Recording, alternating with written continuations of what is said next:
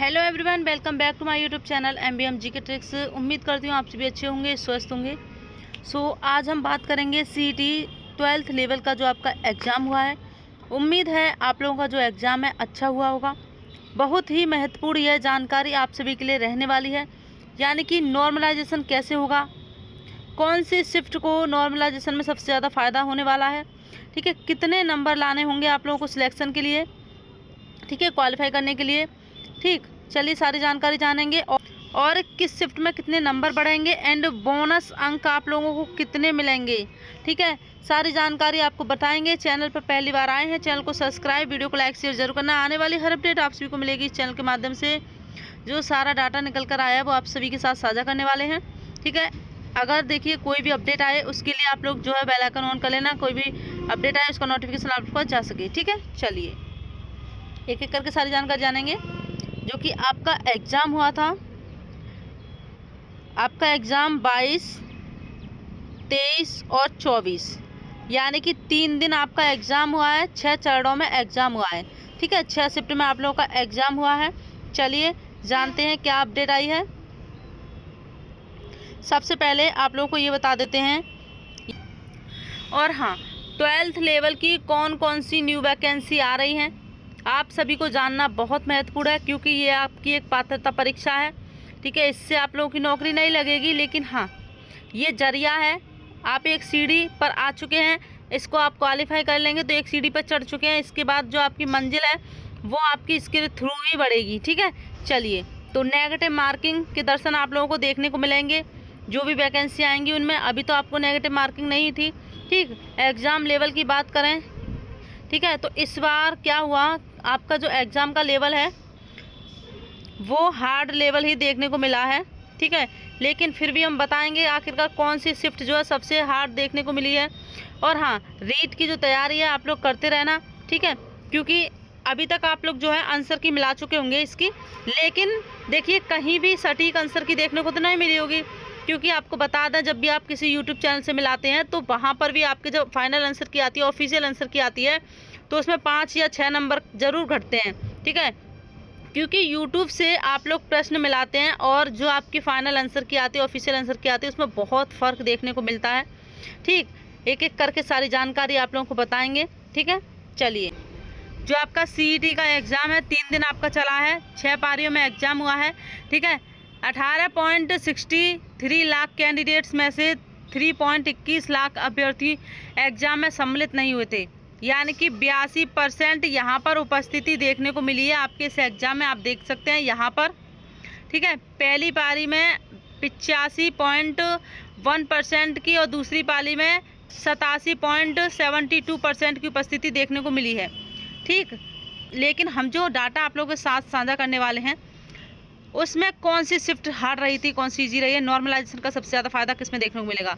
अब आपको बता दें, जो कैंडिडेट्स होते हैं सभी को यही लगता है कि हमारी शिफ्ट हार्ड थी, लेकिन जब एक एक्चुअल डाटा निकल कर आता है उसमें पता चलता है कि आखिरकार कौन सी शिफ्ट हार्ड थी। जो कैंडिडेट ज़्यादा मेहनत कर लेता है उसको लगता है कि चलिए हमारी जो शिफ्ट थी तो वो ठीक ठाक थी, लेकिन जो थोड़ा कम मेहनत करते हैं उनको यही लगता है कि जो हमारी शिफ्ट थी वो हार्ड ही थी, ठीक है। वो आपके अनुसार हार्ड होगी, लेकिन जो और कैंडिडेट्स हैं उनका भी तो आप लोगों को देखना होगा कि हार्ड थी या नहीं थी, ठीक है। चलिए, यहाँ पर आप लोगों को बता दें, सबसे पहले आपकी CET 12th लेवल का एग्ज़ाम हुआ है, ठीक है।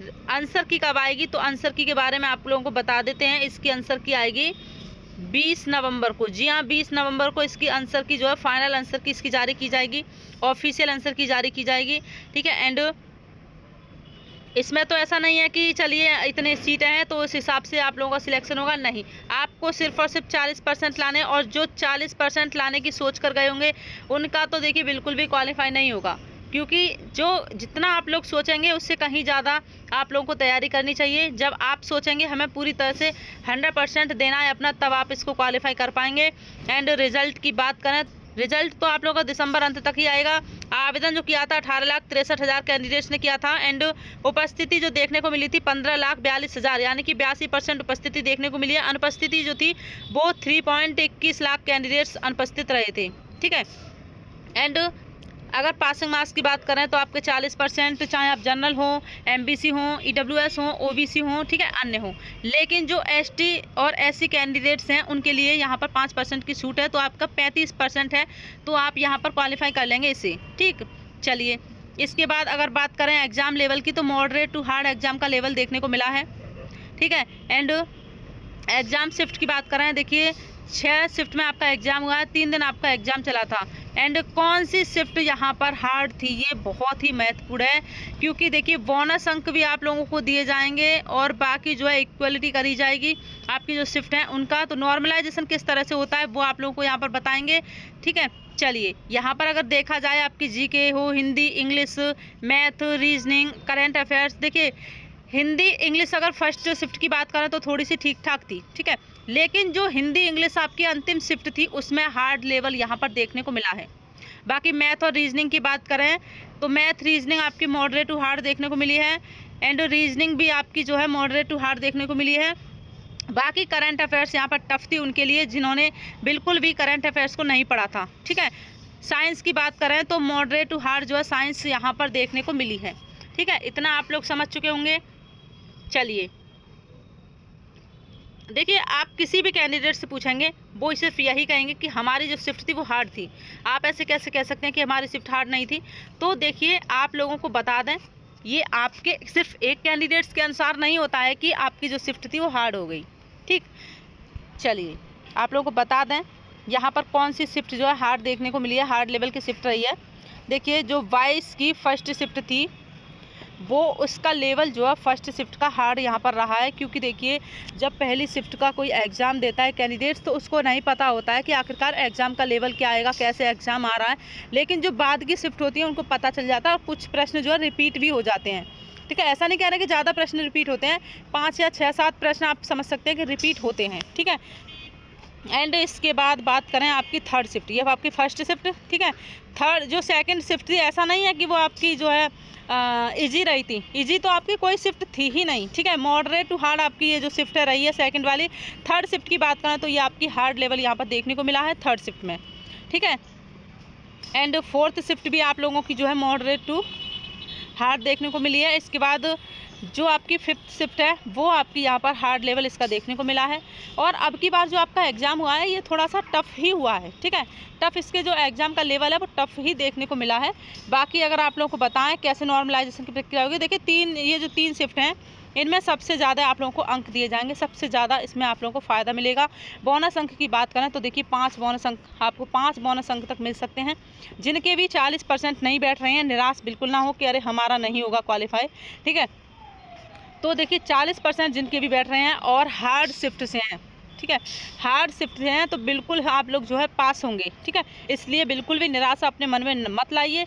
चलिए अब आपको बता दें, जैसे कि मान लीजिए फर्स्ट शिफ्ट और सेकंड शिफ्ट की हम बात करें, फर्स्ट शिफ्ट में कोई कैंडिडेट से 160 अंक ला रहा है। ठीक है, और जो सेकंड शिफ्ट है उसमें 180, तो क्या करा जाएगा, जो फर्स्ट शिफ्ट है उसमें जो है प्लस कर दिया जाएगा 10 और यहाँ पर माइनस कर दिया जाएगा 10। ठीक है, तो इस तरह से होता है, किसी शिफ्ट के जो नंबर है वो घटते हैं और किसी शिफ्ट के नंबर जो है वो बढ़ते हैं। ठीक, अब ये जानकारी आप लोगों को समझ में आ गई होगी। बाकी आपको सारी जानकारी बता दिया है क्या कैसे। ठीक है, चलिए अब बाकी यहाँ पर आप देख भी सकते हैं। ठीक है, और रिजल्ट की आपको बता दिया है। न्यूनतम अंक आप लोगों को 40% लाना है, तो कभी भी ये मत सोच के चलिए कि हमें 40% ही लाना है।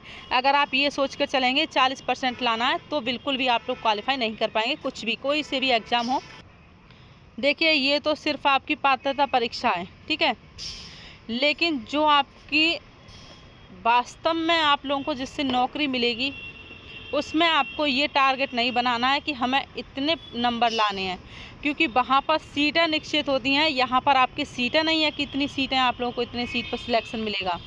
ठीक, चलिए जानकारी अच्छी लगी हो शेयर जरूर करना। आने वाली हर अपडेट आप सभी को इस चैनल के माध्यम से मिलेगी। बाकी मिलते हैं किसी नेक्स्ट अपडेट के साथ, तब तक के लिए बाय बाय, जय हिंद।